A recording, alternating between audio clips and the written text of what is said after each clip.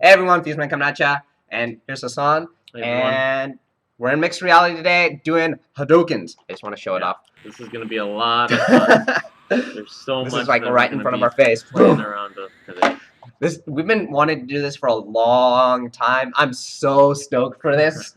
And yeah, Hassan's gonna lead it, and it's gonna be epic.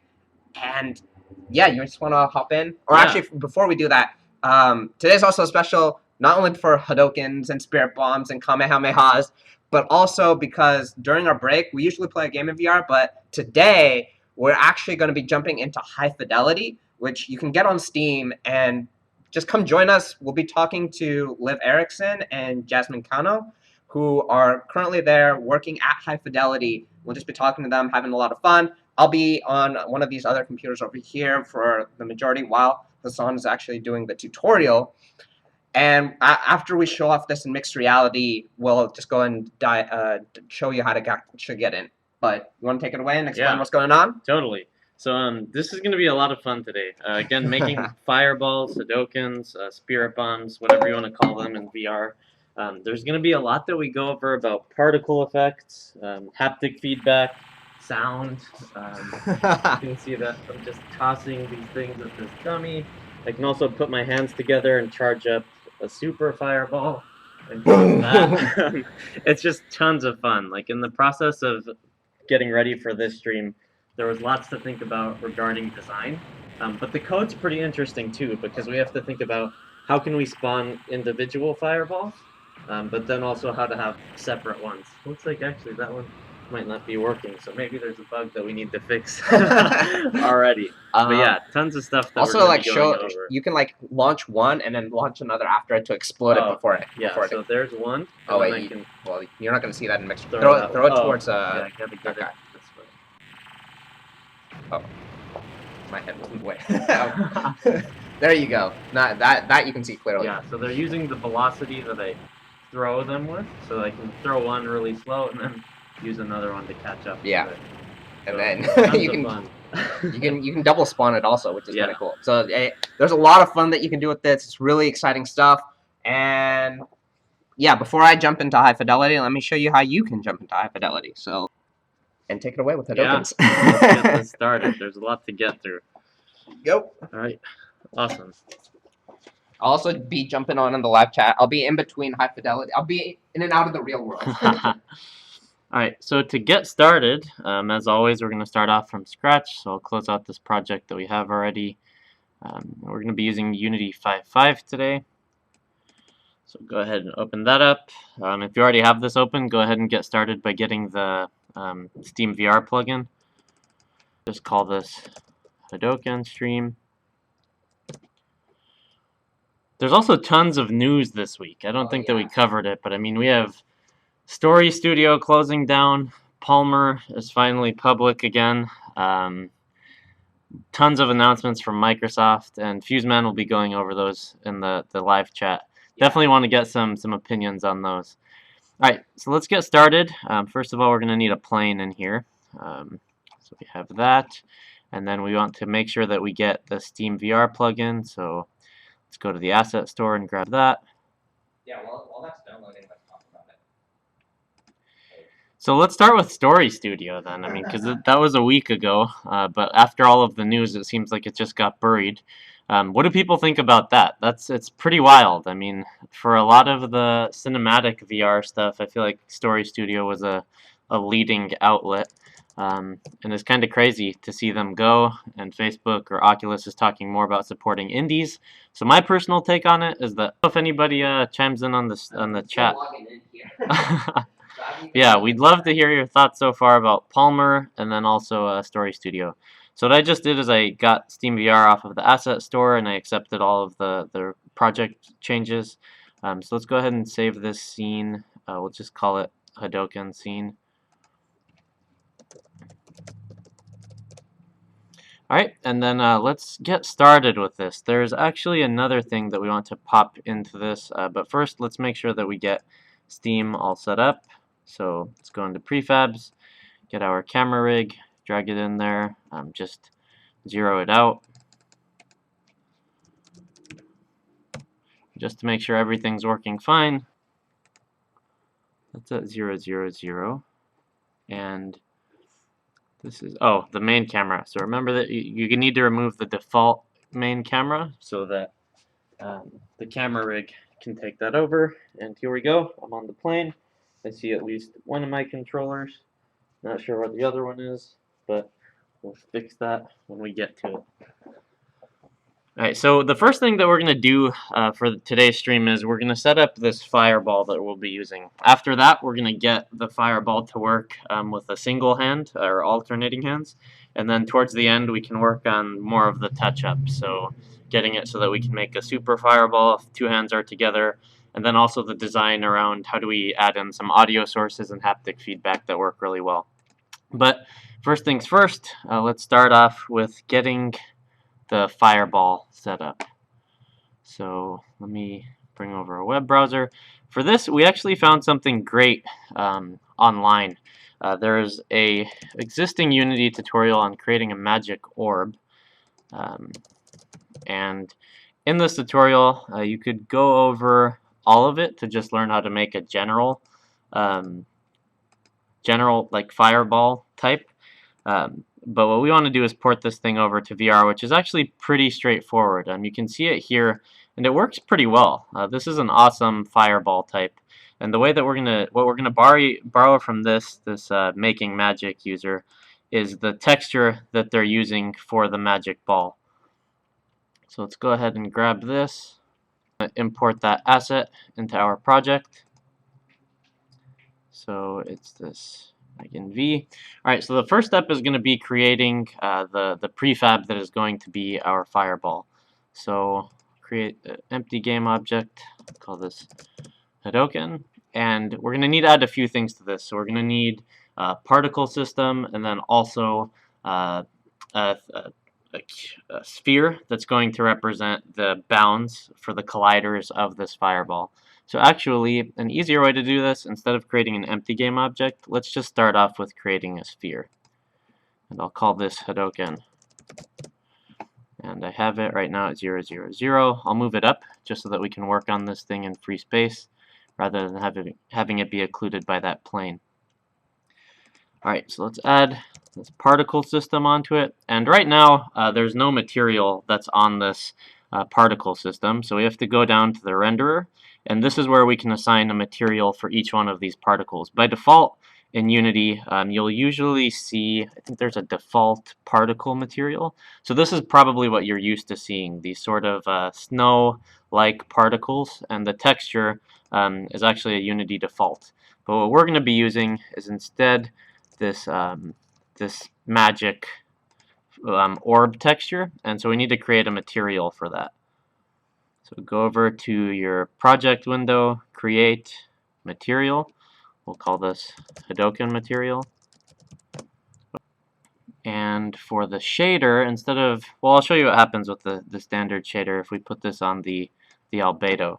So here we have this material, so we could apply it to the particle renderer.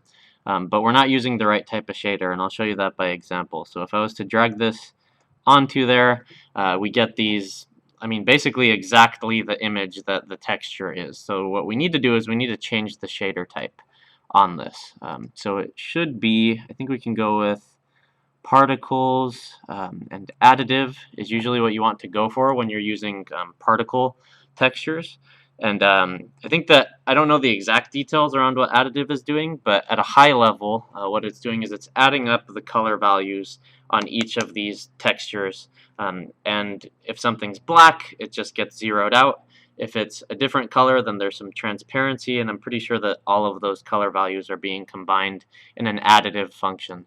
There are also other options, like I think there might be multiplicative shading too on the particles, but we're just going to be using additive for now. So if we go to our Hadoken texture, now you can see that we have all of these different textures flying off of it. So let's change up, first of all, how far they're going. We want them all to be clustered in one space. So we can change the start speed to 0. That's pretty good. Another thing that we're going to want to do is make the emitter of this particle system a sphere, so that they're all emitting on the same spot over each other, and that will give the illusion of motion to our fireball. So let's change this shape to a sphere. And I mean, here there just needs to be fine-tuning with what the size of this sphere should be. I'm going to make it something like 0.5, and I'm also going to turn off the renderer on this sphere because I don't really care about that that circle on it. Okay, so let's change some other stuff. We want these to be more sporadic, so I'm changing the start lifetime to 0. We can also change the size. So that's looking better. That's good too. The lifetime is low right now. So I can change the emission amount.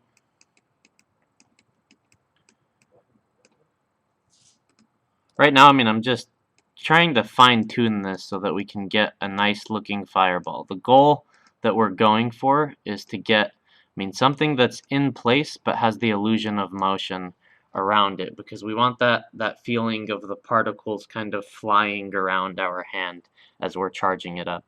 So this is definitely getting better. Let's make the size a little bit smaller. We want to fit the size of this sphere collider. Yeah, we're doing a pretty good job of fitting it. There's a little bit of excess around the edges, so I'll change the start size to maybe 1.5, and that looks pretty good. So we're getting some of that motion on the edge. We can also add a degree of rotation. So now this is much better. So we're getting that movement. We can also randomize it to make it even better. So let's see, random between two curves. And a lot of this is actually from that tutorial that I was mentioning before. I'm kind of just going through it really quickly.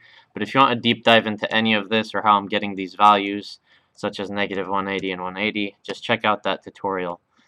But now we have a pretty cool looking fireball, and as we charge this thing up, we'll make it scale from really small to a lot bigger. So I think that in terms of setting this up, that's good to go for now. Alright, so here I'm just changing values on the particle system. Really, there's no exact value to use here.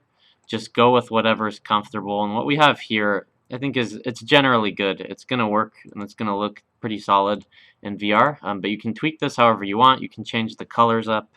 You can also change the color on the material too. So we can change the tint color to make this like a bluish fireball, a more green or yellow one. When you're playing with particle effects, it's really cool because there's just so many different things that you can do to change up the appearance of them. So I'm actually going to go with something that's I'll go with this bluish purple. I like that look a lot. Okay, so next up, let's create an explosion effect for this particle. So once it hits something, what we're going to want to do is turn off this particle system and turn on an explosion effect. So I'm going to create a child under this, call this explosion. And on here, another particle system. And we're going to do something similar. We'll go to the renderer. We can use that same material that we created before. We're going to make this also into a sphere. So now it's shooting out in all of the directions. We want to make the emission a burst. So there we go. Now we're getting that burst effect. And that's great so that we can, once this hits something, we can just shoot out a bunch of these. We don't want it to play on awake. Instead, we want it to play when we trigger it. And it shouldn't loop either. It should just play one time. So let's make that a bit faster. We can also change the size of these things. So I want them to start off actually pretty big. And then what would be awesome is if they get smaller as they expand out. So we can do that in size over lifetime. And then you get this particle system curve towards the bottom. And we can sort of play with these values or even add in some frames to change the way that these things are simulated. So it looks like that's way too big in the beginning. So we'll make them start size maybe 1 would be better. They're still going out too far, so the speed's too high. And so we see that shrinking effect, but they're just too fast. And the lifetime is also pretty big too, so let's make it 1. That's a lot better. So now we see that they go out and they start to immediately die. I'm going to change the speed just a little more. Yeah, so that looks pretty solid. I'd say that we have the majority of what we need for the fireball. Now it's just about actually using this thing. So if there are any questions about the particle system, be sure to ask in the chat. But really a lot of this, as you're seeing right now, I mean, it's kind of an art more than a science. Like you go in there and you just kind of configure some of the values and change them until you get something that you like. Dude, I just realized. So we're talking about the field of view issue. What if you put a Vive tracker on that? So FusedVR right now is talking about putting a Vive tracker on one of the Microsoft Acer headsets. I'm assuming to track controllers. Yeah. Yeah, so that would be pretty crazy. Maybe we'll do that in a stream one time. Alright, cool. So let's go ahead and start making it so that we can spawn these things onto our hands. So the first thing that we're going to want to do is get outlets to the controllers so that we can monitor when there are presses, and also so that we can spawn these fireballs and lock them to the hand. So I'm going to create a script. We'll call it Hadoken hand, and we'll put this on each of the hands to manage that hand spawning and throwing Hadokens. So let's open this up.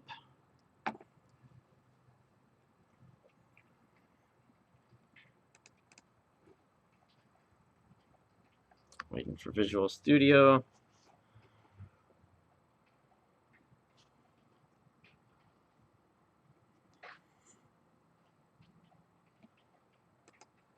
Awesome. Not sure why we have this grayish tint in Visual Studio. A few weeks ago we had Alex Sink do a guest stream. I think he changed some of our settings on Visual Studio, so we'll see what surprises we run into today. The first one, it looks like, is this gray tint. So we need to get access to the controllers and their inputs. So for starters, what we're going to do for that is it's a steamvr controller.device. That's the type we're going to be wanting. And in start, we can get access to that. So what we need to do first is actually get an outlet to the tracked object. We'll actually want that too. So I'll create a steamvr tracked object. So this is just a generic object that's being tracked by the tracking system. We're going to cast it to a controller, or actually use it to get the controller, and then we're going to get the device from that so that we can get controller inputs.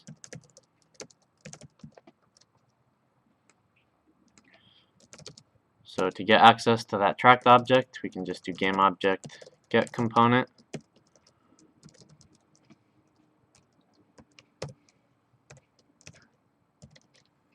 And then we can get the controller using, I always forget the line for this, but I'm pretty sure it's steamvr track controller.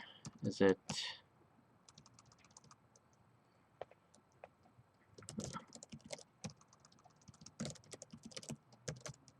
the input? I believe we use cast an int on object.index.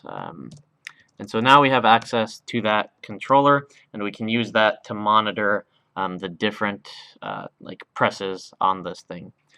So what we need to do on this hand is we're going to need to have something that we're going to need to start a Hadoken, we're going to need to throw a Hadoken, and we're also going to need to be able to kill one. That will come up later in the stream when we're doing the two-handed Hadokens, but for now, let's start off with these.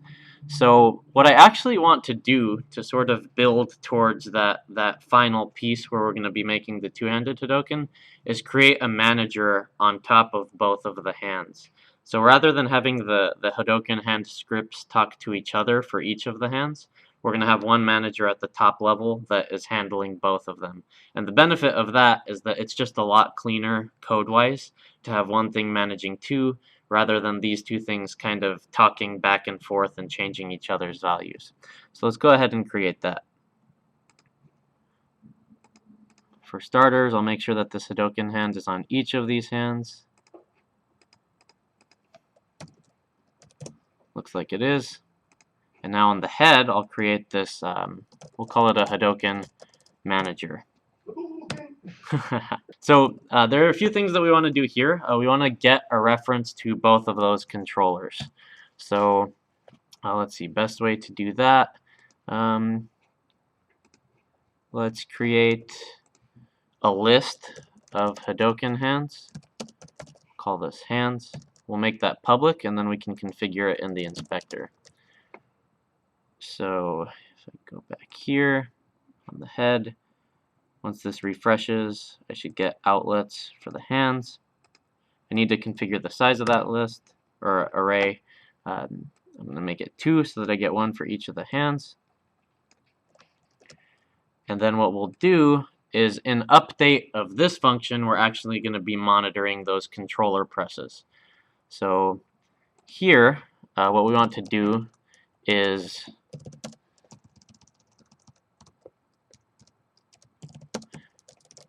iterate over the Hadoken hands and just basically check for inputs. So one way that we can do that is we can run a for each loop for each Hadoken hand, and we'll call it H in hands. We're going to run over them and check if the inputs have been clicked down. So to do that, we actually need to expose this controller. So I'm going to change it from private to public, and I just like to make sure that my public variables are listed at the top. I think it's a little bit more readable, and then I have my private variables in a separate section. We're going to need to expose the transform of these hands later, but we don't need to work on that for now. So then let's just check when we click down each of these hands, and also when we release. That will be a good start. And then later we can actually add in the functionality for fireballs. So the way that we check that is if we are h dot. So we're accessing the controller device, and then what we want to check next is if the trigger is down, not hair trigger. Let's see what the options are. Yeah, get press down, and we need to give it the button mask of the controller that we're checking the press on, and the mask on that is, I always forget these the types. So steamvr controller button mask, and it's the trigger that we're going to be using for the fireballs. You could change this to whatever you want though. So it could be something on the axis if you want. You could use the touchpad, the grips, but we're going to use the trigger because that feels the best, at least from what we've tried. So if that is pressed down, what we'll print out just as a test is, let's see, we could print, let's just print the object's name. That way we can see which one was pressed. So H gets us that Hadoken hand, game object gets a reference to the game object that the hand script is on, and then name will get us a string for that game object. So we'll print that that was pressed down. And then we also want to check when it was released. So basically once it presses down, we'll start charging the fireball, and once it's released, we're going to actually throw the fireball.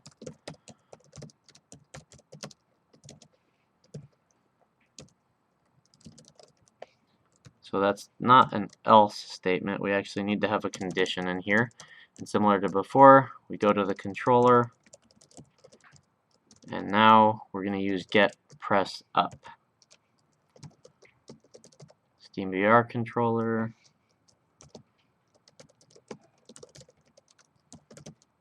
Button mask trigger. And there we go. So let's make sure that this is all linked up, and we can check that we're detecting button presses.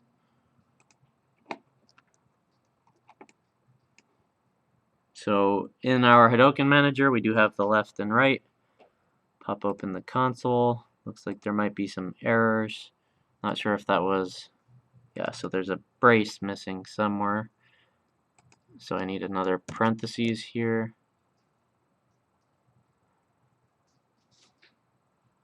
If I also need one here. I think we're good after that. Yep, awesome. Alright, so let's start this off. We can also place that Hadoken out in front of us a little bit so we can see how that looks in VR. Where is it? Huh. Looks like it may have disappeared.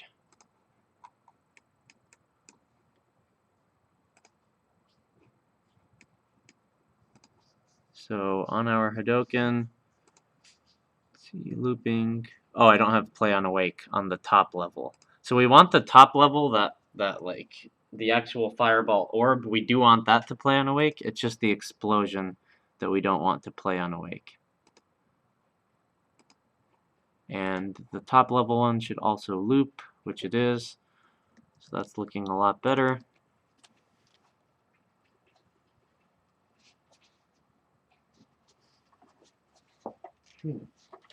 Not seeing this thing. No, the particle effect is not starting.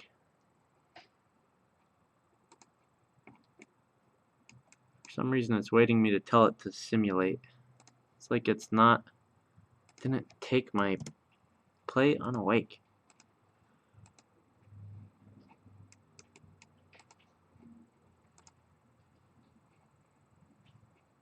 Alright, let's try this again.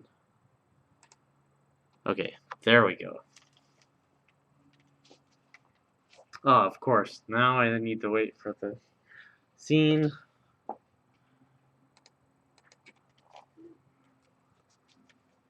There we go. So we can probably make that a bit better. Right now, it's nice because it has a pretty grainy effect, but it takes too long for it to get to the point where it is right now, which is it has a really strong and bright center, and then those like frills and particles on the side. So we can tweak that later, but it's good enough for now. Now what we want to check is the controller. So let me power these on.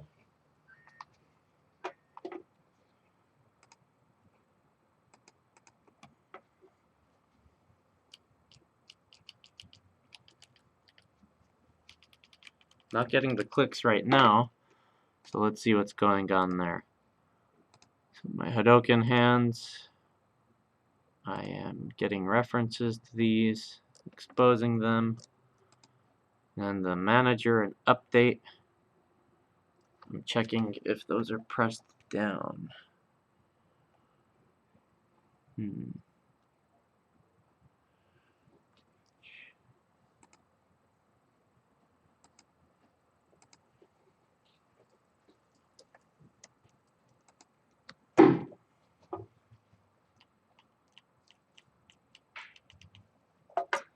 There's a bug somewhere. Let's check out the hands. We're getting the tracked object.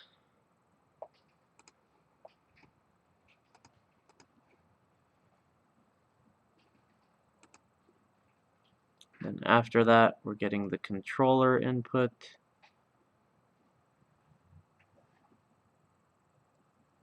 So that looks good.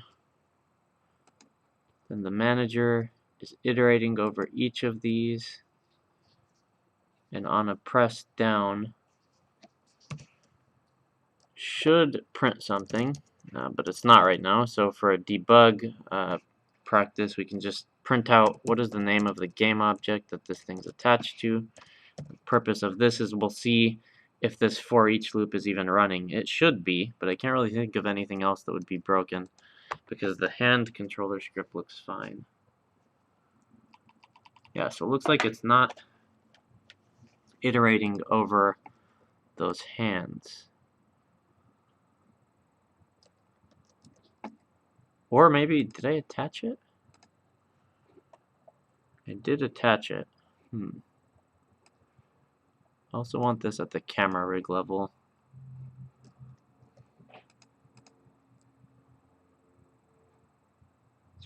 So now we're printing, but we're just getting some null reference exceptions, and that's because looks like the controller is not actually set on some of these. Update.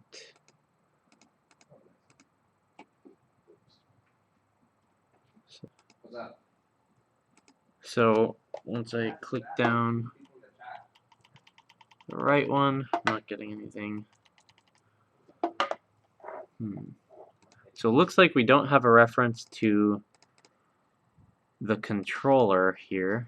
So what we can do is h.controller, and this might be because it just hasn't been set yet. I've never really seen this before, but if the controller is null, so if we don't actually have a reference to that, then what's happening here is we're getting an error because we're checking for a press down on something that is a null value. So if it's null, we can just continue and skip detection for that controller. That should get rid of the bugs, but let's see if we can still get our print statements.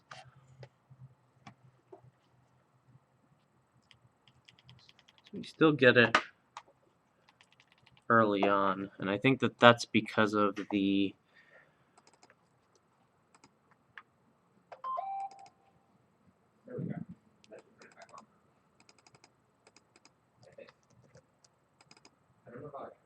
oh wait, if it is null, that's when we want to continue, not if it's not equal to null, because that's the bug that we're having, that we're doing a null reference.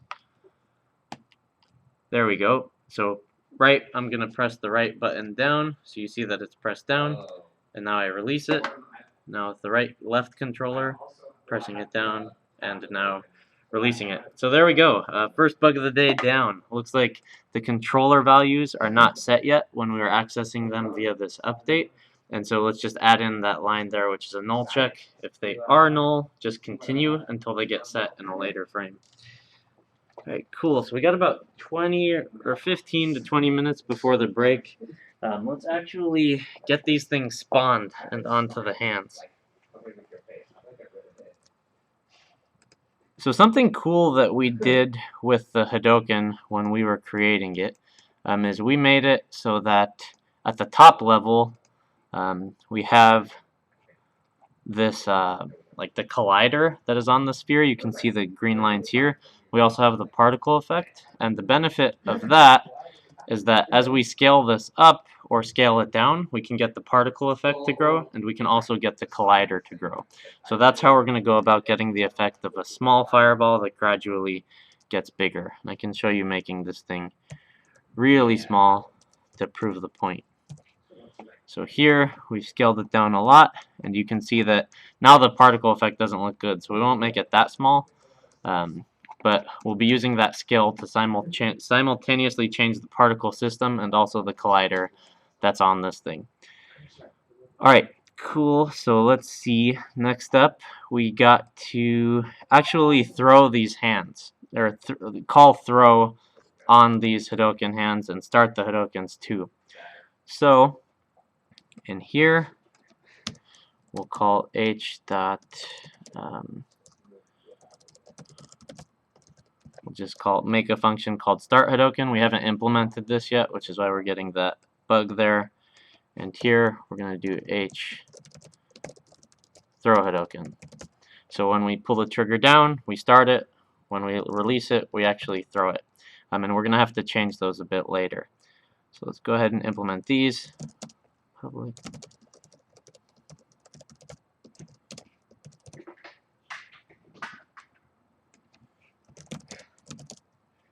No one on stream saw that.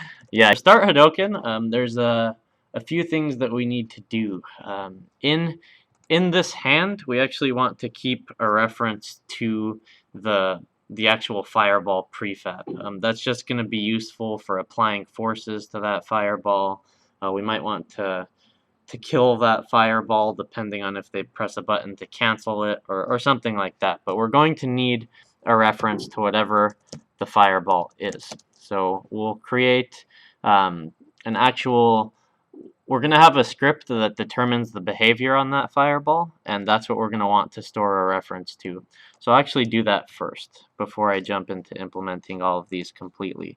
So we have this Hadoken. It's a basic start at what our fireball will work like, but we need to add that actual behavior script for what does this fireball do when we throw it into the real world. So far we have the manager that manages the hands, we have the hands that hold the fireballs, and then we have the fireball, which when launched needs its own behavior script so that we can explode it, we can hit objects and react in different ways, we can also scale up the fireball and so on.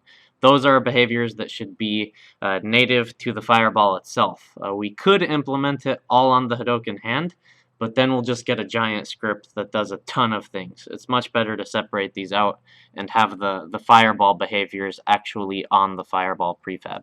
So that's why we're going to create this Hadoken behavior script. So let's create this thing.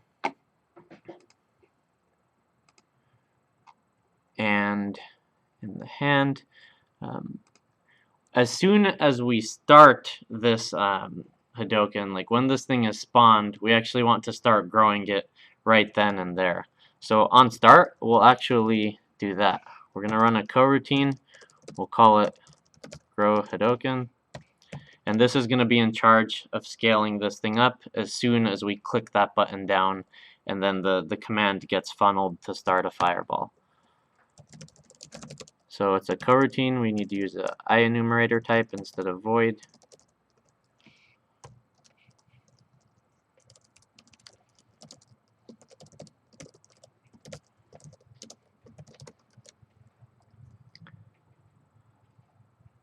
Yeah, so we're getting problems because we're not actually returning anything. We'll wait for, we'll do a wait for 0.1 seconds. And this is where we're going to be doing the implementation of scaling this fireball up.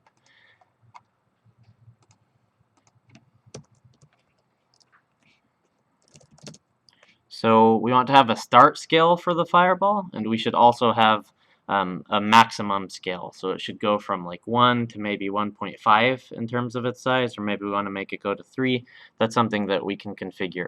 So I'll do private, make it a float for a scale limit, and I'll set it to 1.5 by default. Then while to get the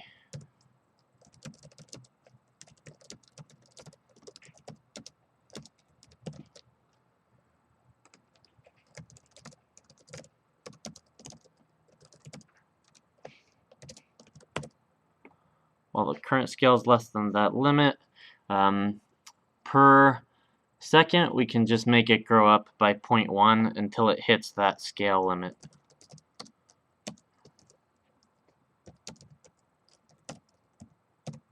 And then what we want to do is change the scale of the game object to actually be whatever the current scale is as it's growing. So we need to create a vector that's going to hold that scale. So vector 3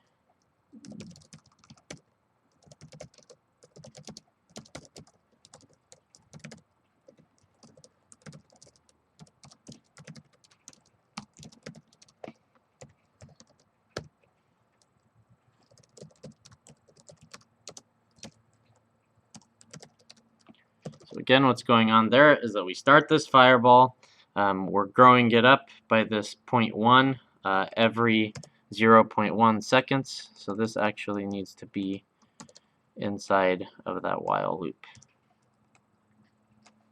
And instead of being current scale, this should be Hadoken scale, which is a vector 3 that represents that current scale as it grows. So now in Start Hadoken, we're going to create one of these fireballs. So let's go over to Unity and make sure that we have this behavior on the fireball itself. And we do. So now we have everything in place for the basic fireball. Let's just make a prefab out of it so that we can access it in the Hadoken hand script, and it can spawn that Hadoken on our hand. So you can easily create a prefab just by clicking and dragging on something in the hierarchy and placing it into the project view. So we'll call this Hadoken prefab. And a cool trick that I learned in Unity while working on this project actually is that if we have a script attached to a prefab, we can simultaneously instantiate that prefab and get a reference to the script on that prefab in one line. And I'm going to show you how to do that. So in the hand, we're going to need a reference to the type of that Hadoken behavior. We'll just call this spawned Hadoken. Or actually, that's the one that tracks what we've spawned, but we'll need a separate one that we'll call this Hadoken prefab. And I actually want to put that above the other one. I just prefer to put my prefabs at the top rather than lower in the list of public variables. So again, this is going to be our outlet that we use to get access to that prefab we just created. So let's link that up on our hand. We can put that prefab on it and do the same thing for the right one. This other outlet, the spawned Hadoken, is just something that we'll use to provide reference to whatever Hadoken we're currently holding. So now in Hadoken hand, what we can do is our spawned Hadoken, we're going to instantiate one of those Hadoken prefabs, and we'll use the position and rotation of the transform on this hand.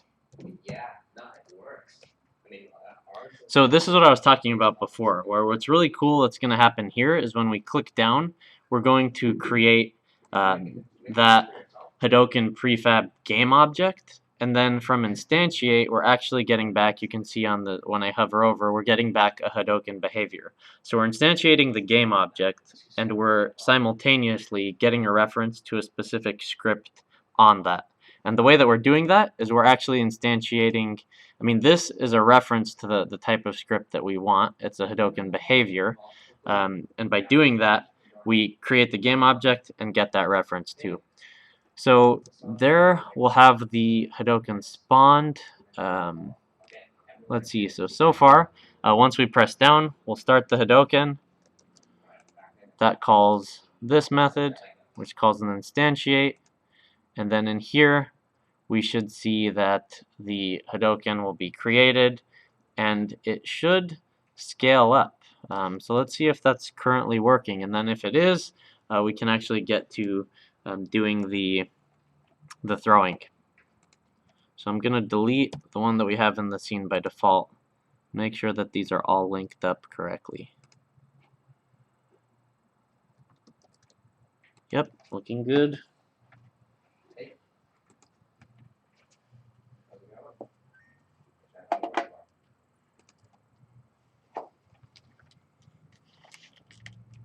Alright, so I have, yep, I mean we can see that the thing did spawn where my hand was. It's not working on the, oh, it is working on the right one, it's just a little bit slow. So we want it to be a lot faster than that. For start, right? Yeah, I mean, alright, so let's fix this thing. First of all, it's way too big. So, okay, the scale is set to 222. That makes sense. The other thing was that these things took a lot of time to form. So we want them to be faster, so we can make more of them.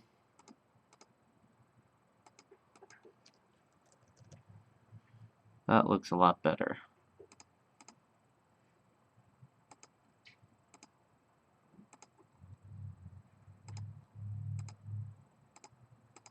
Yeah, so I'm turning on pre-warm so that we don't have to wait for them all to be created. We'll get at least a small one before, or at least we'll get a clump of them. They're like automatically spawning and they're being pre-created rather than waiting for a whole loop cycle to go through from the start. So let's go ahead and hit apply on this. Now I'm going to check this out. I think that they might still be too big.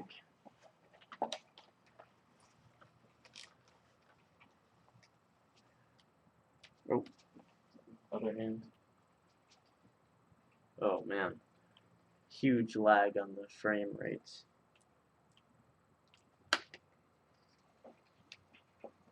So what I'm going to do is make this actually a lot smaller. And then use a lot fewer of these too.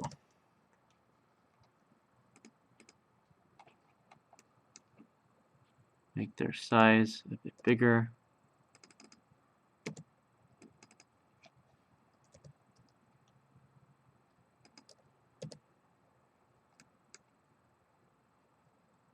Speed 0.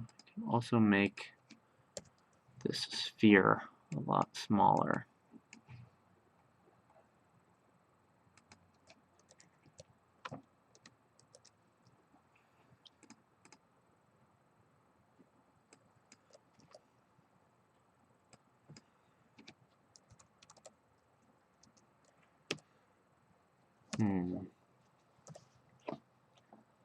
So I forgot what the values were from when I created this before.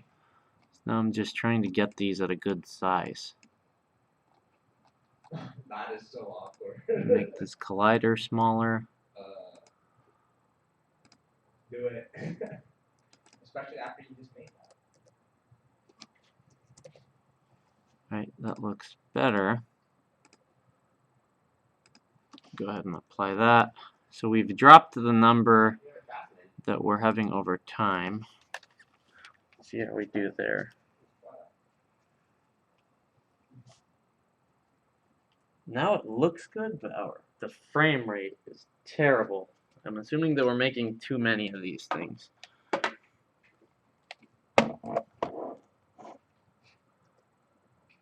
make the lifetime smaller. Haha, 0 doesn't work. Oh, nice. That's pretty good.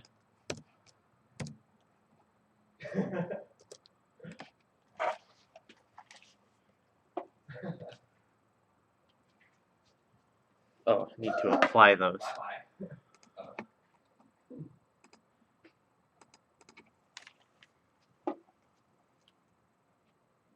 Yeah, so this is a lot better. Still a little bit of lag, but this is something that we could tweak. I could also open up the final project that I have, and in there we'd be able to see what the exact values I used were. But the problem again here is that we don't want to be spawning too many particles. If we spawn too many, then it starts to really take away from our performance. So those are working, but you'll see that something that was happening in the space was that I would click to spawn one and it wasn't following my hand. We want it to follow my hand, and that's actually pretty easy to do. What we'll do is on these Hadoken behaviors, we can create a handle. So it's basically a transform that they'll be following. And in update, we'll make the current position of the Hadoken move to wherever that handle is. So here, if there's a handle, and the reason why we need to do this check for a handle is that when we throw it, we don't want it to be attached to the hand anymore. Instead, we're going to unset the handle. But if there is a handle, we want to make sure that it moves towards it. So we can do transform dot position. I believe that the method is vector3 dot lerp, and this moves between two values that's interpolated by that value t. So the first is the source, so that's just going to be our position, And the next is where we want to move to, so we're going to move towards the handles position. And then we just need to decide how big we want the lag to be between it following our hand. So I use a value of 0.9, which means that at every moment it's going to be like 0.9 towards wherever the handles position is. So we need to set that though. And one way that we can do that is in this. After we spawn the Hadoken, we can set the handle inside of the hand.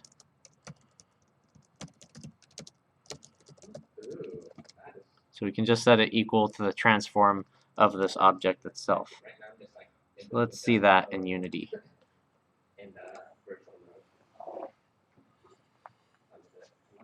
Let me make sure that I applied everything on this.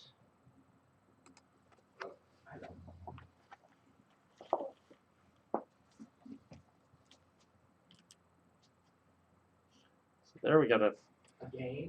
So now they're following my hands, which is pretty cool. Next thing that we need to do is actually throw these things.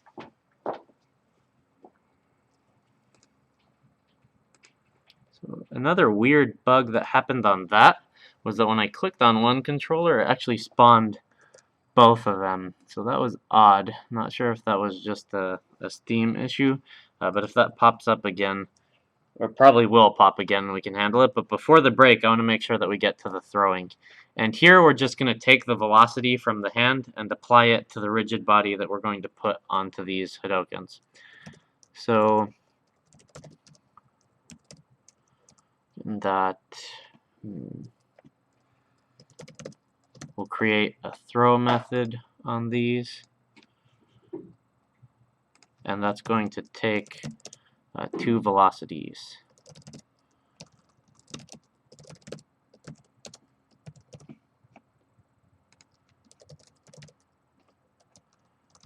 We're actually going to need to add a rigid body on this too. We're going to use that to actually apply those velocities to the rigid body.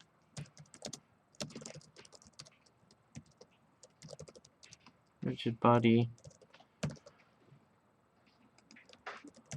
We're getting that component off of the game object. So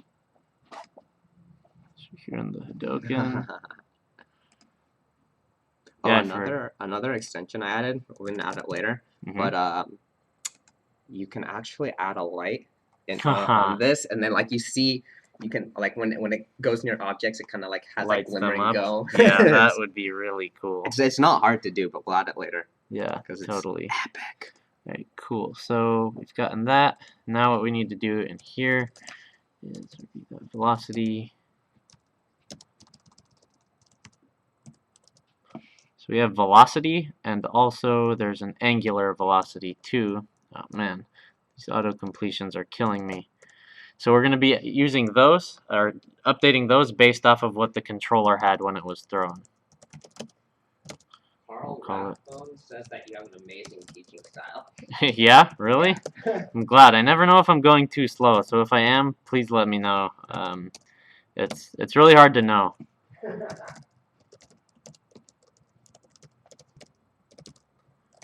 Yeah, I mean, the teaching side, it's actually really tough. I mean, it's hard to know when you're going too fast. So again, please tell me if I'm going too slow, too fast, any of it. So here is where we're calling that throw function on the Hadoken, and we can get the velocity actually from the controller. So Steam is tracking that for us, and we'll surface it when we ask for it. So we can do controller.angularVelocity and controller.velocity. So we do that, and once we've thrown it, then we no longer have a spawned Hadoken on this hand. We've released it, so we want to set spawned Hadoken to null. And in throw, we want to make sure that we no longer have a handle so that we don't keep following the hand. I think that if we do that, that should be everything. Oh, there's one other thing that comes to mind. So as long as we're controlling where this Hadoken is via a script, we want to make sure that it's kinematic, meaning that I mean, its motion is going to be controlled via scripting.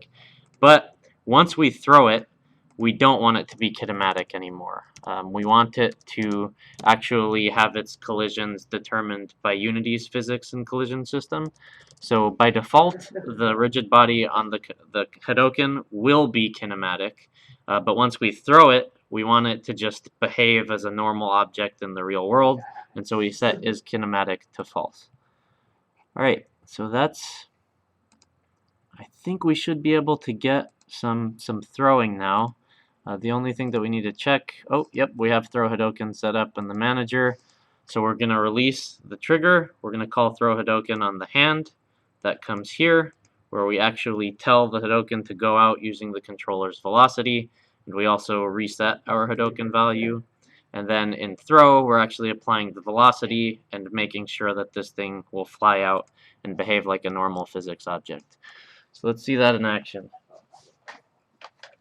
I'm definitely going over time here. That's okay.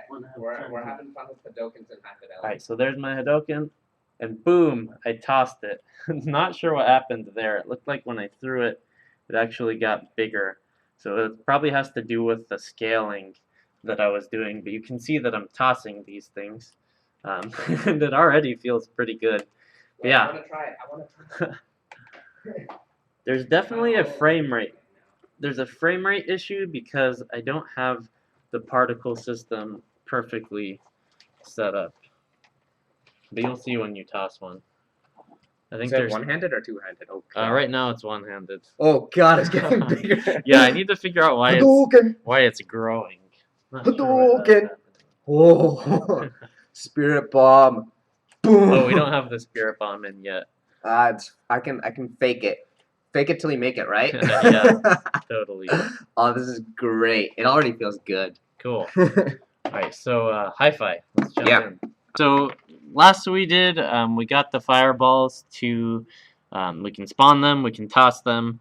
Looks like there was some issues with the frame rates, so we need to fix that. If we can do that, then we also want to make it so that we can do a super fireball, and we also need to handle, once these things hit something, we want to play that explosion effect. So there's a lot of stuff that we can continue to get through. Let's finish up the behavior on the fireball. And I'm looking at my notes because there's a lot of stuff to get through still. So I don't want to do as much of it on the fly. I just want to make sure that we can get through all of the implementation.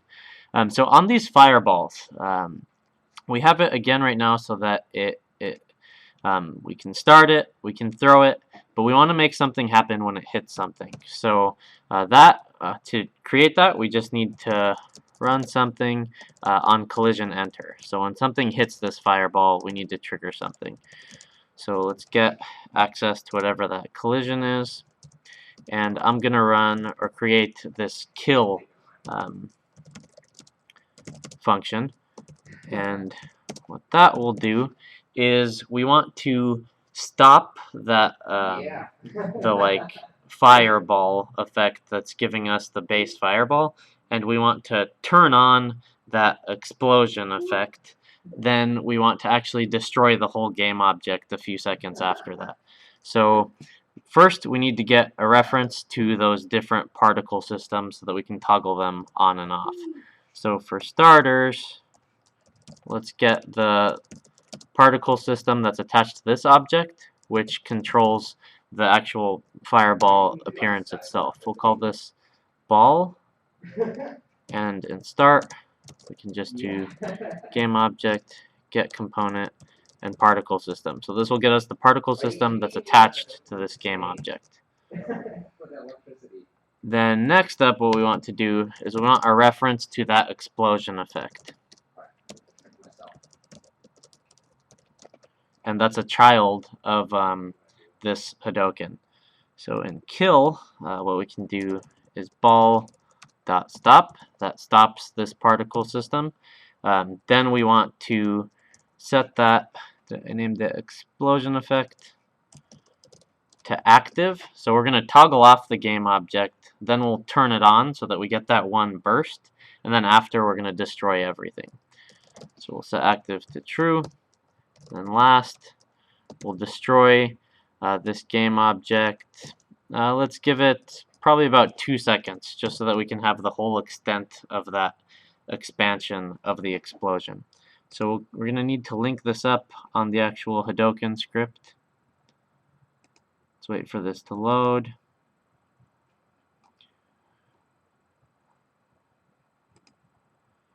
So we need the explosion effect, which is its child. And that should be it. So let's apply that. And now when we hit and throw this at something, it should explode. We'll need to tweak this explosion a little bit. We'll have this off by default, and we will have it play on awake. There's no need for looping though. So now I'm going to create a cube in here. I'm going to toss this fireball at that cube.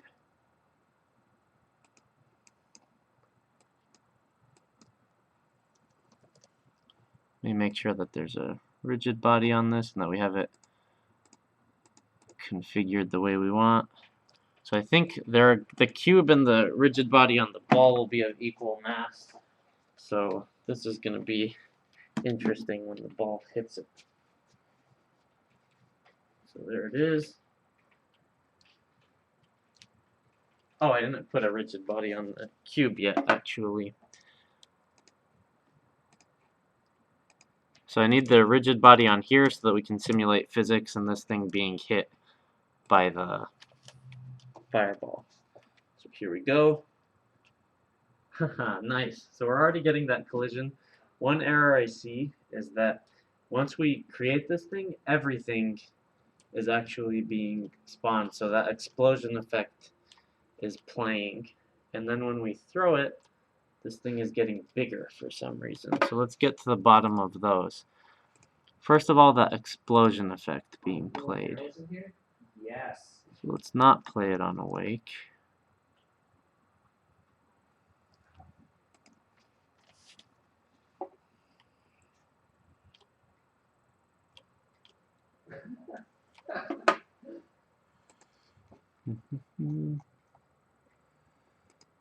Tell anyone on stream that if they want to.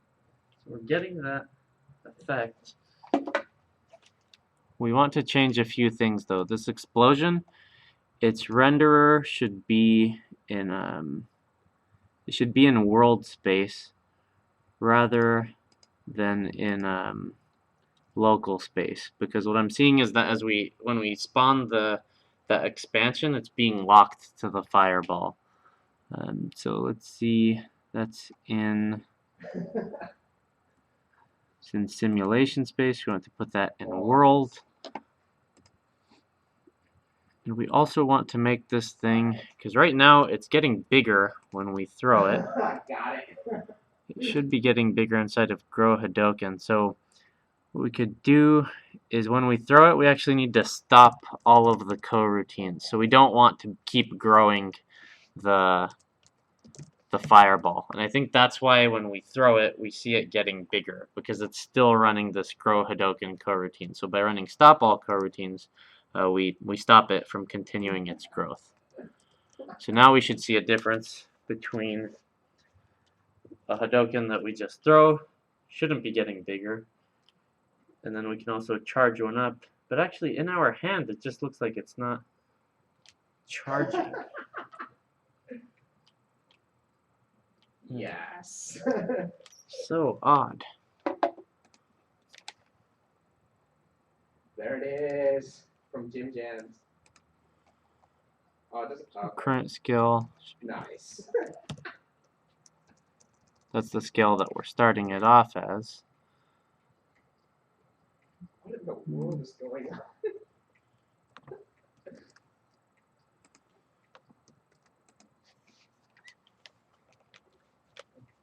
I'm failing so hard at hitting this Now we thing. see it getting bigger. Toss it and it gets bigger. Oh. There we're getting, it's hitting something, and then we get that explosion effect. Alright, so I'm actually going to make this Hadoken smaller.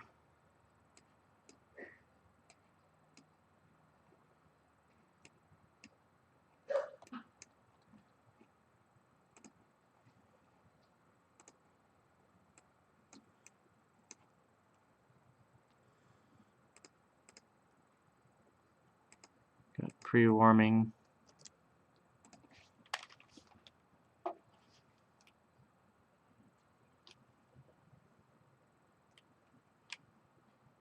Okay, so we can throw it, and then when it hits something, we get that explosion coming off of it. So that's not perfect. We could tweak it more, but it's definitely working. So I want to jump into the rest of the functionality that we want to add to this thing. So to summarize, right now we have clicking to spawn it. We can toss this thing, and then when it hits something, it explodes. So we're pretty much done with what we need to do on the Hadoken behavior side of things. But what would be awesome to add in next is getting more into audio and also being able to hold our hands together to get a giant Hadoken. So we'll be working on that now. So let's get rid of this thing, and then towards the end of the stream we can come back and tweak that particle system. I don't think that it's perfect right now, but again, like those things, you could just spend hours making them better and better and layering particle systems. And I don't want to do that right now because there's more important stuff to get to. Also, if there are any questions, be sure to pop them up in the chat. Looks like so far I don't see anything popped up. I got immersed in High Fidelity. Yeah. People are trying to join. FusedVR is getting lost in the metaverse. We were shooting a pinata with bow and arrows. It feels Nice. so good. Cool. How's the Hadoken going? Pretty good. Now we're just going to go to doing a two-hander. We've had some trouble with the particle systems. Just like I forgot what the exact values we used were, and that just takes a lot of tweaking. It's working, no, I mean, but if we have more one of the time, things about doing it live is that like you run into these things and then it's like it's more realistic. And like I magically knew the numbers that were gonna happen. Yeah. So that's the thing. Like I didn't write down all of the particle system values that I used, but there's no more frame rate lag because we're not drawing as many particles per second or per frame. And then the issue though is that the expansion still isn't quite the way I want it, but I think that it's fine. Like once we add in the audio and the haptics, it'll feel good. So before we get to that though, or actually I guess we could do the audio and haptics now. Actually, let's make it so that we can do the two-hander and then we'll add that in. So I just want to add in some extra checks here. So we should only be doing a new Hadoken if this hand doesn't have a spawned Hadoken, and we should only be calling throw if the hand actually has a Hadoken. So next up, let's work on getting this like distance thing to work out, or not distance thing, the two-hander. So the way that we're going to approach making the two-handed fireball work is that when our controllers are close enough together, we're going to basically move into a combo fireball mode. And when they're apart, we're going to move back into single fireball mode so that we can throw them with each hand. The way that we're going to do this is that the Hadoken hands are actually going to expose the controller position, and every frame we're just going to check if the controllers are close enough together for a super fireball or if they're apart. So in Hadoken hand, we need to expose the position. And the easiest way that we can do that, that's also like a good code way of doing it, is just with a getter on the transform's position. So we'll call this hand pause, and it will be a getter that returns the transform dot position. We could also expose like the object, or I guess even on the controller we can call like dot game object dot transform dot position, but this is easier. Now we can just say Hadoken hand dot hand position. So in here, the first thing that we're going to want to check is what the distance between the hands is. So float, we'll call this hand dist, and that will be hands at 0 dot hand position minus hands at 1, and then we can call magnitude. So that gets us a scalar that tells us the distance between the hands. So if that's less than some limit that we determine, we'll call that offset limit. We haven't created this yet, but we will. Then what we want to do is set combo to be ready. So we'll create another variable that's going to be called combo ready, and if the hands are close enough, we're going to set it to true. So let's make these really quick. Private offset limit. This is the distance in meters, I believe, between the hands. So what we want is probably something like 0.3 meters. A whole meter, like that's probably about this big. We don't want the hands to be creating combos when they're that far apart. So offset limit, I'll set to 0.3, and you can configure this however you want. That's just something that I found works. Then let's also create a boolean for the combo. Actually, what we can do more easily than, one way to do this is that we could do combo ready equals true, and then here combo ready equals false. That's totally fine, but we can actually make that code more simple by just setting combo ready equal to the value of this condition. So accomplishes the same thing, but it's a lot more elegant, not as complicated. So there we go. We have now that we're checking if we're in combo mode, and we're also going to want another variable. This one is going to let us know when we've actually started charging a combo fireball. And the reason why we want to know that is that inside of this for each, we don't want to be charging a combo fireball between the hands and then have one of the other hands or be able to charge other fireballs. Like, we should have both of the hands working together on this one Hadoken.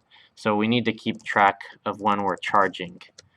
And we'll do that inside of get press down and also the throw of the Hadoken. So here I want to make it so that, actually let's just get the basic functions down. Then later we can style up these Hadokens. So if combo is ready, we're going to set combo charging to true. And what we'll do also is we'll make a requirement of this that combo is not charging. So if we're charging up a combo, we don't want either of the controllers to be able to create a new fireball. And in throw, what we need to do is if the combo is charging, then we need to, set the Hadokens to be null, and then also set combo charging to be false, because we've just thrown this Hadoken that we were comboing. So hands 0,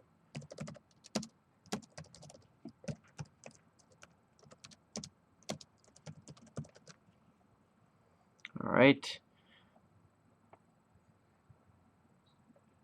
See if I missed anything. So again, if they're in distance, if combo is ready, then once we click one of the controllers down, we're going to start spawning that Hadoken. And then if we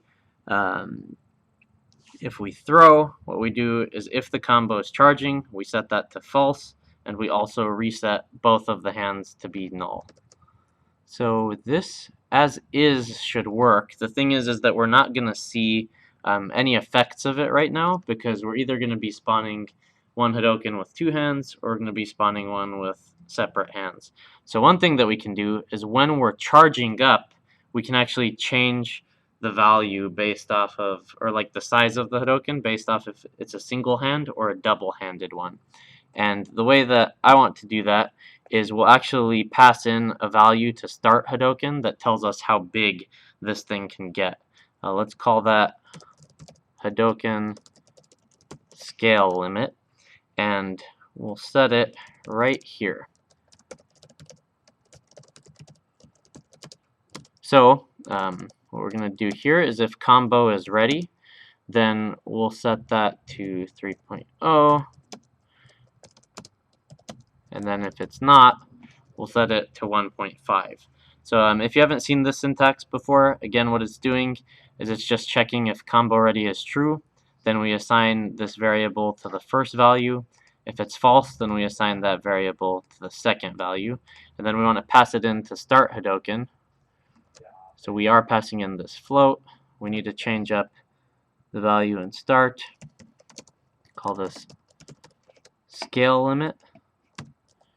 And on the actual fireball itself, let's change this scale limit to actually be a public variable so that we can manipulate it from the hand and make this Hadoken bigger.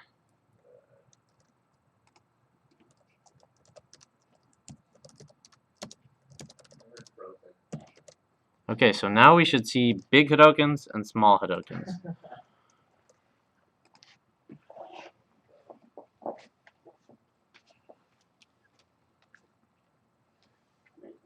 These controllers. There's a normal sized one. I can't get it any bigger on either of these. So I just hit them. I mean, sounds like the domain gets reset. There's a normal sized one. Hit that thing. Now I should be able to get a huge one. Yeah, so you see that that's a lot bigger than the one that I was using before. With this expansion of the particle effect, you can actually see how huge it is. So again, here's a giant one when my hands are close together, and there's a smaller one right next to it. It's pretty cool to just toss these things. You can spirit bomb it. You can go with a Hadoken on the, like in Street Fighter. You can configure it in a lot of ways.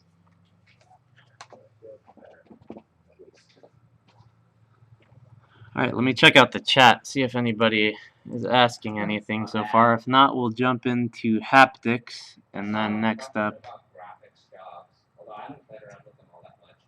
Yeah, me neither. We could try it. Alright. What do you ask? Just ask in the video. Like, what do you want to see with Text Mesh Pro? Oh yeah. So what do you guys want to see with Text Mesh Pro? We did a video on it before, I think like last week or the week before, recently. So check that out. And then if there's something that you guys want to see, just leave it in the chat. We can pop into that. But what I want to work on now is actually getting haptics and audio feedback on this, because those are going to make a big deal. So let's start off with implementing haptic feedback. So we'll do that actually at the level of the at the hand manager is where we could do that. So let's see here in the Hadoken manager, this is where we can implement it. So at the start, before we jump into this, into the whole for each loop where we're checking the inputs, we'll call something called vibrate hand, and actually we should do it inside of the for each. The reason being that we're going to need access to these H variables that represent each hand. And then on that, we're just going to use like pulses on the hand, haptic pulses. So private void. And the idea is to vibrate the hand if we're holding a fireball, and if we're not holding one, then we don't want to have any vibration.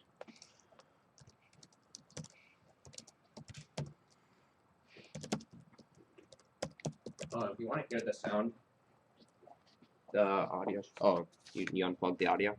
Oh, yeah. So here, we just need to check if we've spawned a Hadoken. If that's null, or if we're not charging a combo, then we don't want to do any vibration. But if we are charging a combo or a single, then we want to vibrate. So we can just do return. Oh, whoops. then what we want to do is on the controller, we can do a trigger haptic pulse. And we need to give this an unsigned short as a value. So the standard vibration value that we'll use is 200. I found before that works pretty well. So I'll call this vibration value. I'll set it to 200. But if we're charging up a combo one of the big ones, then we want this thing to feel really strong. So we'll, if combo is charging, then we'll set that vibration value to, I found that 500 works pretty well there. Alright, so now when we jump into this, let me make multiples of these cubes too.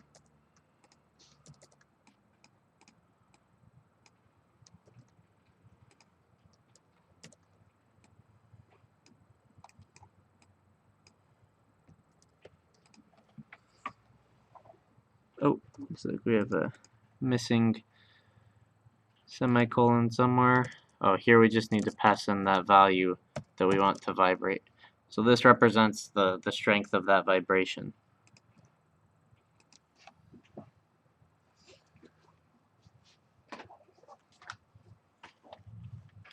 Here we go. Oh, looks like this thing.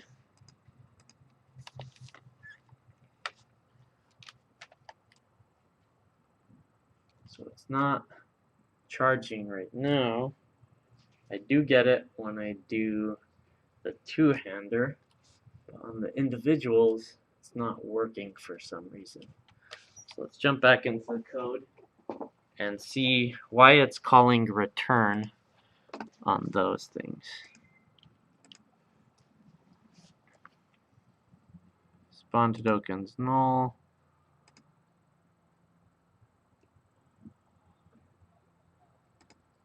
So right now when I was pressing it on a single hand Hadoken, I didn't feel anything. But on the two-hander, I did feel something. So what that means is that we're returning at this point for some reason. So, let's see why that would be. Figure out why. Oh, got it. Okay, this should not be an or. This should be an and. What's happening right now is that we're like one of the controllers is a spawn to token, but we're not charging the combo, so that or was always returning. Now I think that we should get it. Gosh, I think that this should be it.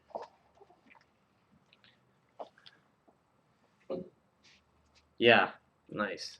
Okay, feeling it on both of the hands, and then a lot bigger when I do a combo. Up like a Kamehameha. I need to change the color of the ground. No, don't change the color of the ground. Change just add a light. It's white though. It'll work. I guess it could work. When I tried it yesterday, I added the light. Would you try it with a point light? Yeah. Alright, cool. Just add it to the prefab. It works beautifully. I'm down to try this out. Oh right, you can just add it to the Hadoken. And then yeah, on the particle effect, I don't know where that is. It's up top. Just enable the lights. This one? Yeah. Okay, and then make it like a reddish. Or you could just do blue? The purple. I like that purple, yeah. Oh, dude. And then just assign it into the thing. Yeah. Yeah. Dude, it's gonna be huge. It'll do all of that for you. That's so. See, I told you, you don't have to change any of the colors. Just use a one point light. It works beautifully. Yeah. Your controllers are also. Well, because there's one. I have one spawned in the scene actually. Just disable that one. Apply this, and then yeah, I can get rid of this guy. You have a question? Well, we were just talking about vibe trackers. Oh, okay. Because I was like, we could get them. We're gonna get them. Totally getting them. Fair enough. I was just like, we could also spend the money on something else. Dude, that's so cool. I know, right? Yeah. So, it's like you just charge it up, and then the whole area lights up because of that. Yeah, and you can see as it flies off that the lighting leaves. Of course. Probably too intense right now. Yeah, you could probably drop it, but That's the pretty point cool. is there. Nice. Well done. Cool. Well I want to done. work on. Let's add in the audio real quick. Yeah.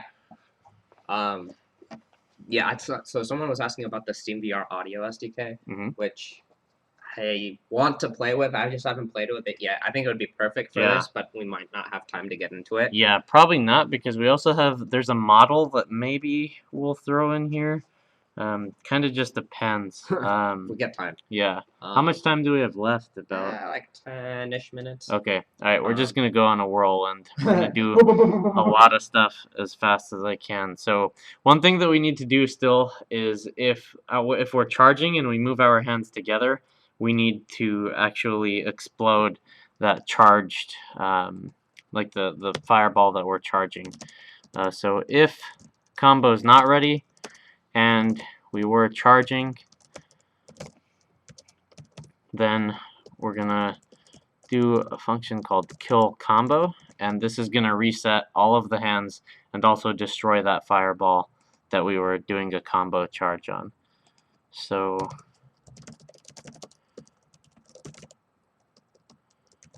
combo, I'm going to iterate over each of the hands.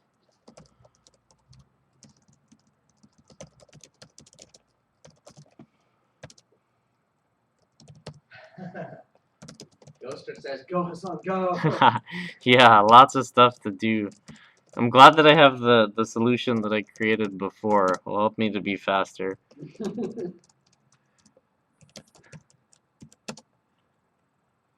Oh. Blue Rain gives you a lot of spy glasses. Spy glasses? I mean, yeah, you can look. I don't know what to call it actually. Sunglasses, spy glasses. What are spy glasses? Alright, so what we're doing here is if we have a spawned Hadoken on this thing, on this hand, what we want to do is actually kill it. I don't think we've implemented that yet, but it should be pretty fast. And then we also want to set spawned Hadoken to null for both of the hands. And the last piece is to just set combo charging to false. So let's go ahead and implement this kill on spawned Hadoken. So that was here. You see, I knew that it was coming because I scoped it out before. Now I just need to implement this thing, and what it basically means is just passing down the that call to kill onto the fireball itself. We call it kill. Yep. Okay, so there. If this controller has a spawned Hadoken, then what we're going to do is call kill on that Hadoken, and we're going to set the Hadoken to null so that this hand is ready to go. Now here we actually have kill. I just made it private before. Now it's public. So what should happen here is that if the combo is not ready because the hands are too far away, but we were charging one, then we're going to kill whatever we were charging and our hands will reset. So let's see that working.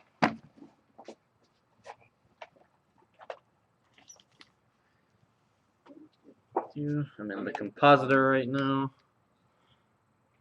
Play. Oh. We have a missing brace.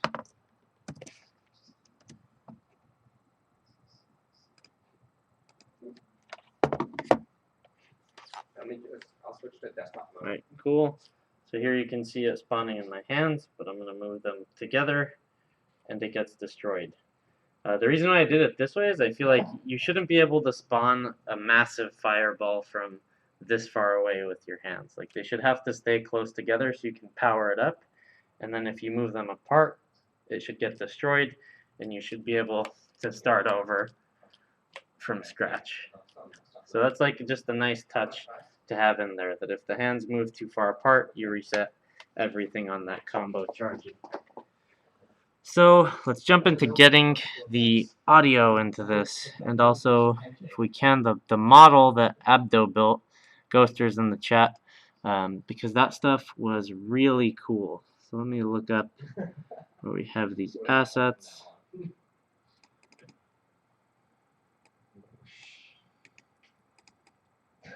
Move these things over. So we're going to be putting these in the YouTube link so that you guys can check them out. But for now, I'll just put them on the desktop and use them. Hey, FusedVR? FusedVR, he's stuck in Hi-Fi right now. Do you have the audio files downloaded? Yay. Alright. We're friends, and then I gotta leave. Okay, so I'm just importing the audio. Oh, just getting the audio. Wasn't sure if it was Yeah, what up? downloaded already. I think we got it already. The SD.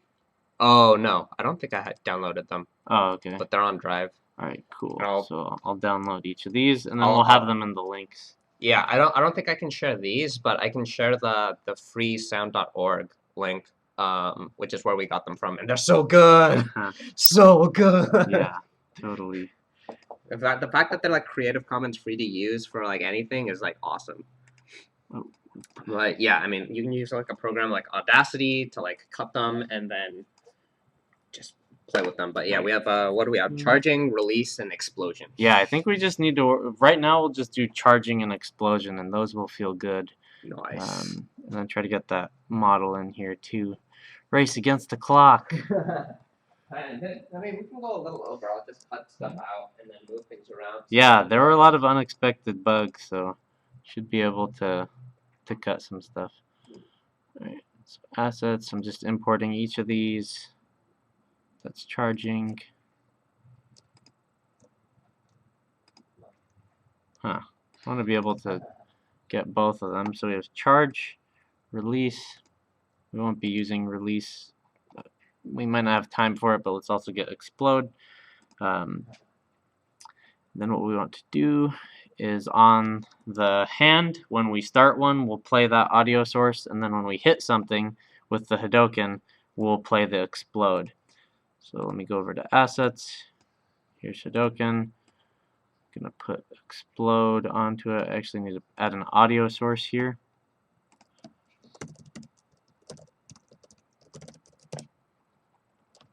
We don't want it to play on awake. We're going to do explode. Then on the actual Hadoken behavior, let's make an outlet for that audio source.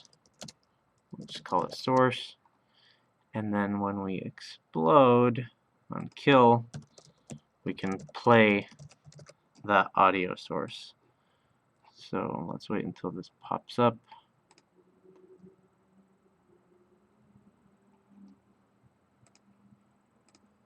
Drag this audio source into the outlet on the Hadoken behavior and hit apply. Then next up, we want to change up these hands so that they have audio sources that can play the charging noise.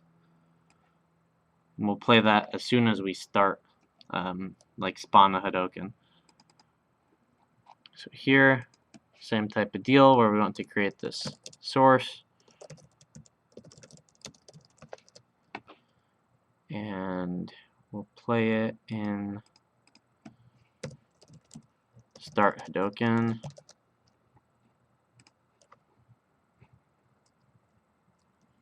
Gotta wait for this thing to update. Boom. Do the same thing for right.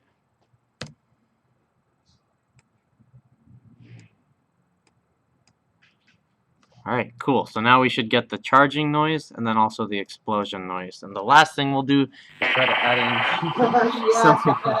in something played on awake there. So on these audio sources, turn off play on awake.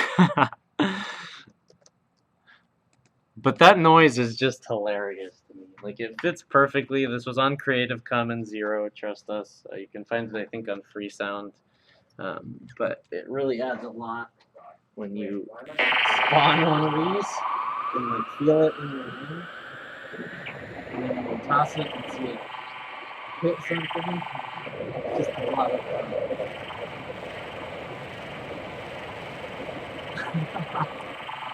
It actually feels pretty good, even without having the particle system perfected. Just spawning these things really cool. When you can spawn on the fusion and fire that out to the distance. So if you wanted to optimize this even more, on top of like figuring out more about configuring the particle effects, another thing we could do is make it so that these Hadokens only last for a certain amount of time.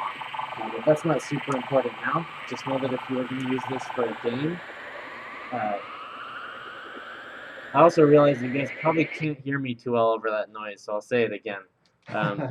If you want to use this for a game, one thing that you would want to implement is making the Hadokens disappear after like a certain number of seconds or when they fly a certain distance away. Because right now you see in the hierarchy that we're not doing any auto killing on those. All right, should we do the model or cut it? What do you think? I know someone wanted to see spatial audio because like right now we don't.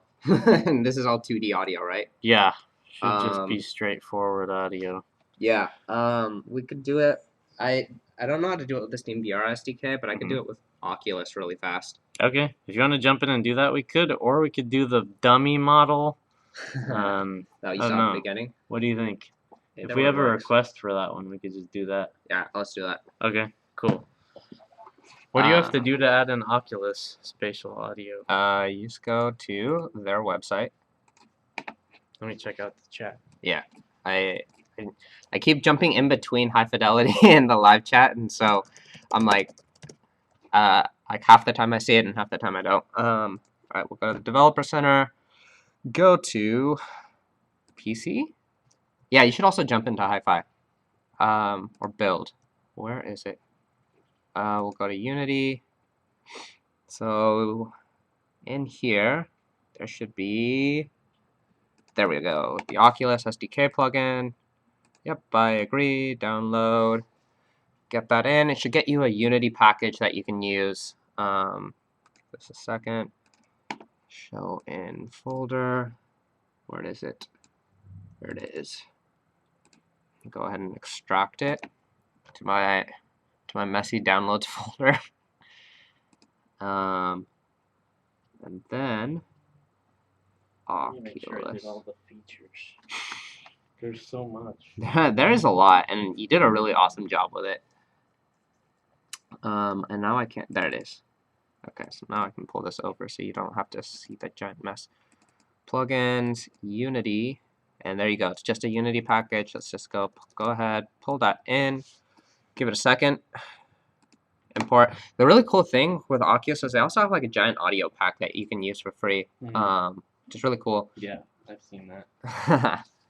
And I'm assuming, how do you have this set up? With just a few audio sources? Yeah, that's so awesome. There's an audio source on the hand, or on each hand. So let's go ahead. Project settings, audio. The only thing you need to do is enable the spatializer for Oculus. And then, you said it's just on the hands? It's on the hands, and then if you drag in the Hadoken prefab, we have one there too. Okay, so left and right, great. We're just going to add the ONSP audio source. You can't multi-edit it, which is sad. And I mean, it's more of a, you just have to have this on here to enable spatialization. There are a bunch of settings here that we're not going to play with, but we just have to make sure that the spatial blend is set on both of these to 3D. And then you said there's one on the prefab? Yeah, on the Hadoken at the top level. Oh wait, there's one in the scene, right? Yeah, there's that one. So Great. just change that and then apply. ONSP. I don't remember what ONSP stands for.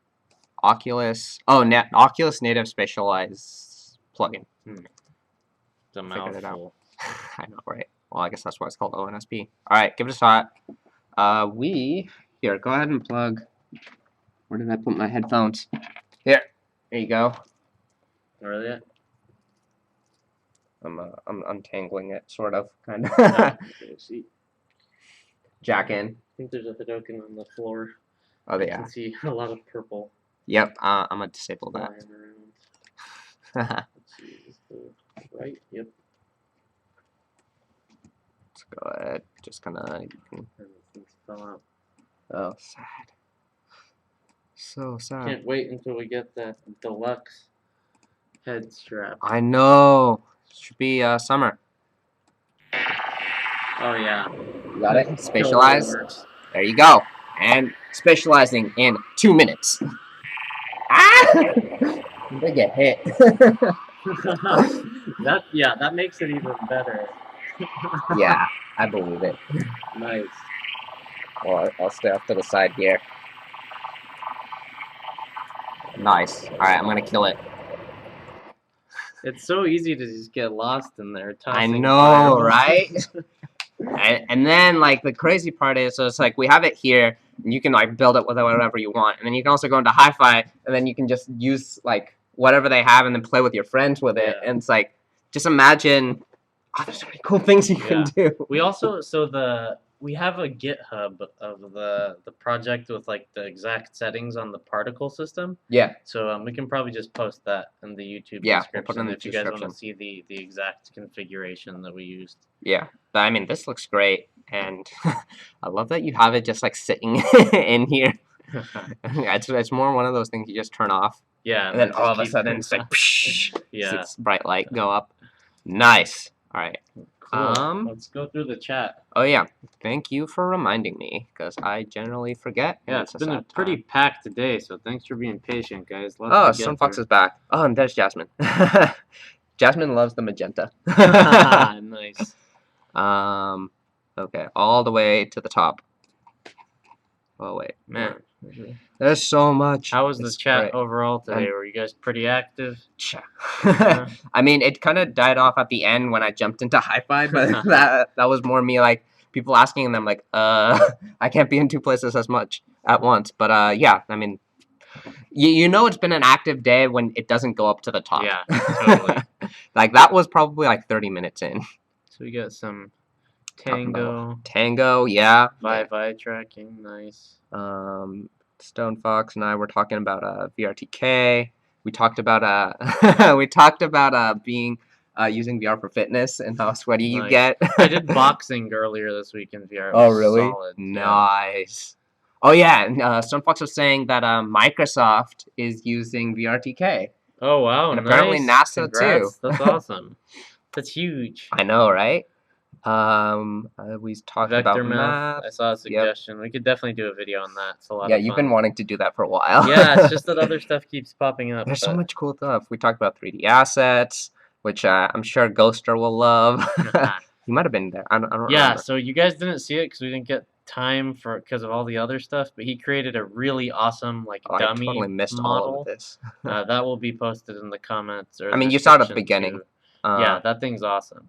Let's see. Hadoken. Hadoken! Keep spinning. We talked about an arm swinger mechanic. I don't know Like if you've that played any. sprint Yeah, Survios, yeah, I think yeah, it's called Sprint Vector or something. We talked about you sprinting. We did binaural audio. Super fast, but I think it got through all the points and it worked. The magenta. HRTF, yeah, it uses HRTF. Spatial audio, great. Yeah, and we'll do something with the SteamVR audio. I think it was announced a while back. I just haven't played with it before, so expect a video. I don't know. I like. It's one of those things where it's like I want to say soon, but then realistically, I'm like, wait, Yeah. we have something. We have like 4 things planned, and if we do that every week, that's like a month. So I'm like. Yeah. That's not really that soon, So but we'll in the for future. Soon-ish. Soon-ish, yeah. Within hopefully within the next 3-ish months. And yeah, it's just one of those things. We wish we could go faster, but we just we gotta go with the pace we have. And even if it's not spatial audio, there's just too much cool stuff to go over. Yeah. Stone Fox knows what's up. SteamVR being awesome. Yeah. So thanks for following along, guys. Again on the. What's next? Yeah, I guess usually we don't have this figured out, but we actually do. So because HoloLens announced that competition yesterday, 2 days ago. 2 days ago, I think. 2 days ago. Yeah. We're gonna do a HoloLens video next Round weekend. 2 That's what of this guy's gonna do. HoloLens. And haven't decided what to do yet though, so definitely leave a comment below if there's Have a something few you want to ideas. see. Or post it. We'll be in the chat for a few more minutes, but if you come up with an idea later, just let us know. And I'll end this now because I realize we're like way over time. Yeah, totally. But thanks for sticking with it. Fireballs in VR, awesome. Beautiful. And we'll post the GitHub link so you can have the exact project fully complete. Awesome. So yeah, if you haven't already, make sure to like the video. It helps us out a lot. And you can also follow us on social at FusedVR on both Facebook and on Twitter. If you actually did follow us, you would have known 2 weeks ago you actually posted that we were looking at fireball mechanics. Yeah. And then yesterday you posted that video. So if you want to keep up to date with what we're doing, definitely check out social media. Yeah. And we'll have some teasers coming out. Yeah, so teaser are always there. Keep out. But yeah, and if you haven't already, make sure to subscribe. And that pretty much does it. Thanks again for so much, and thanks to Jazmin and Liv for coming on. That was super fun. I love seeing the High Fidelity Hadoken. It's very interesting to see it across multiple different platforms. So really looking forward to the future of fireballs. So with that, this has been Fuse Man. And Hassan. Signing out. Where's the actual stopping? There we go.